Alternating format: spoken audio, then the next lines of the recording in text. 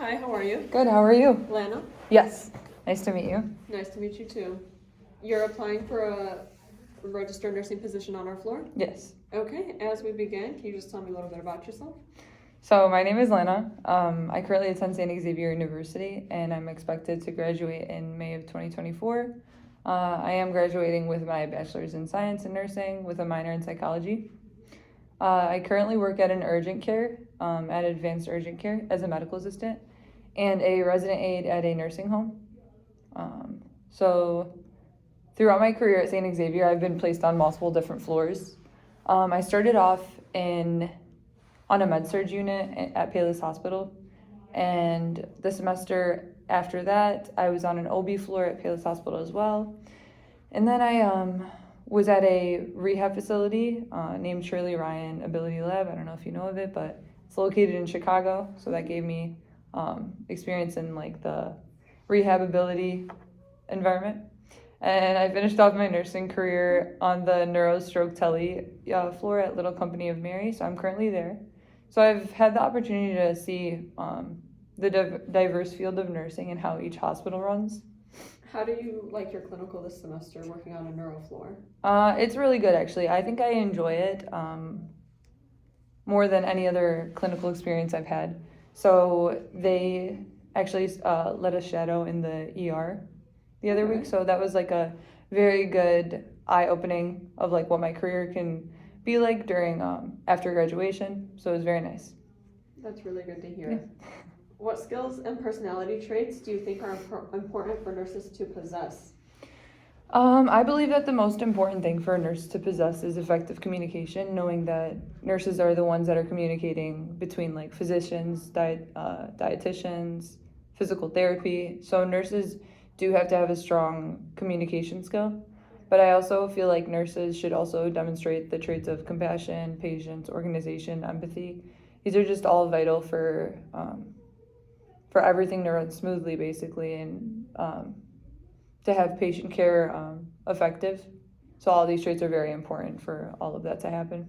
Okay, and what would you say is your biggest strength as a nurse?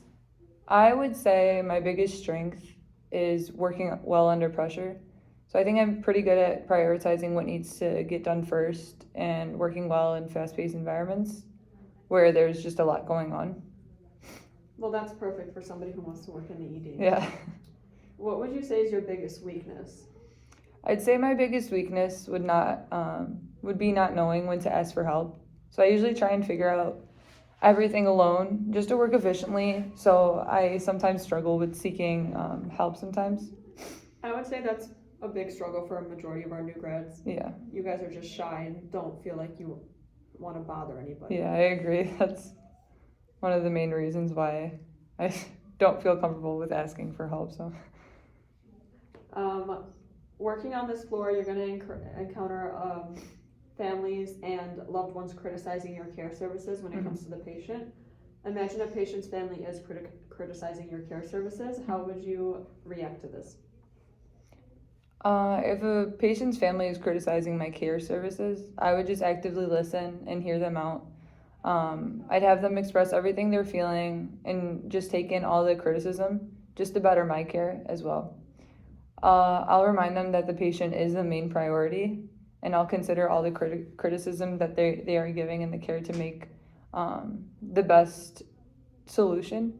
So if the family continues to criticize my care, I'd probably work with my nurse care manager, try to work something out, but also just keep the patient the main priority throughout the whole situation.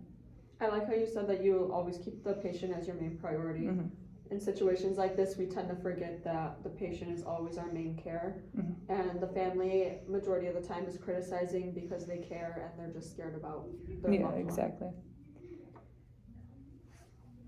As nurses, we have many tasks that we have to get done throughout the day. Can you describe your ability to stay organized when performing your nursing duties and responsibilities?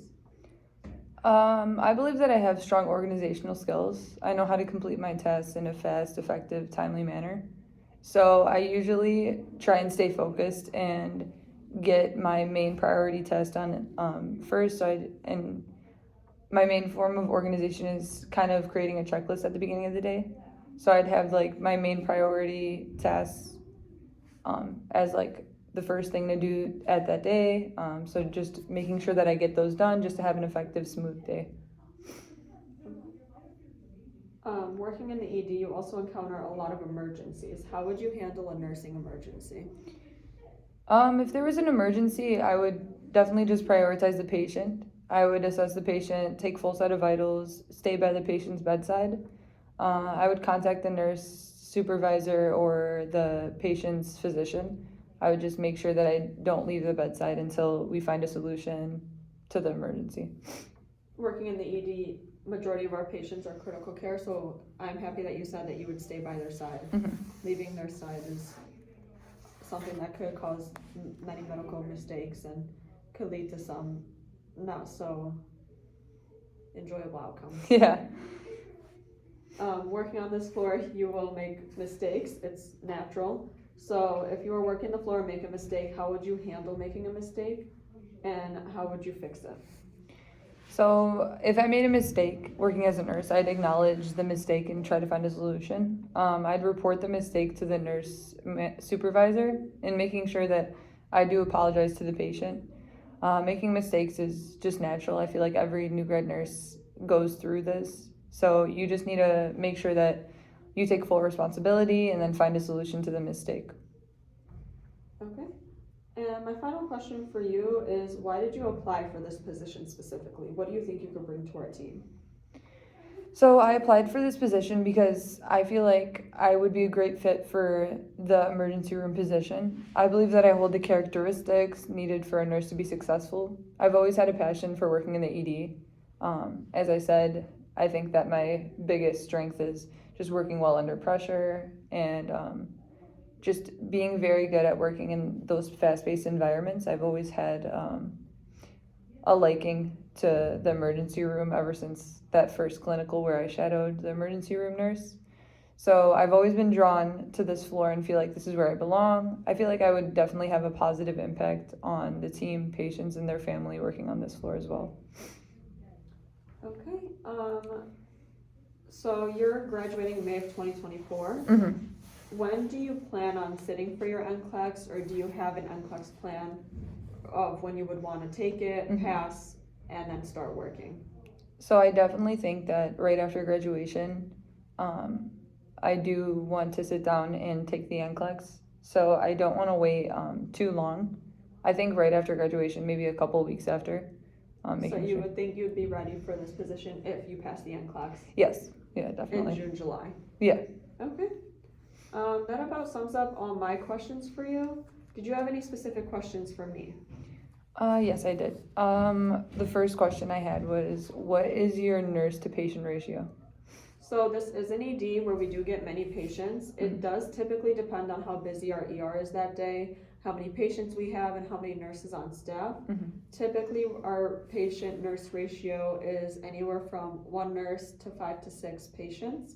You won't be receiving more than 6 patients. We do try to spread out the amount of patients you get and how critical their care is. Mm-hmm. We won't give you all 6 with really critical care. We'll maybe give you 1 or 2, and then the rest of them would be something like a little minor, not as high as a priority as the first couple. Okay. And how long is the nurse orientation for new graduates on this floor? Typically for our new grads on this floor, we give you guys about 4 weeks. 4 weeks as you follow a preceptor.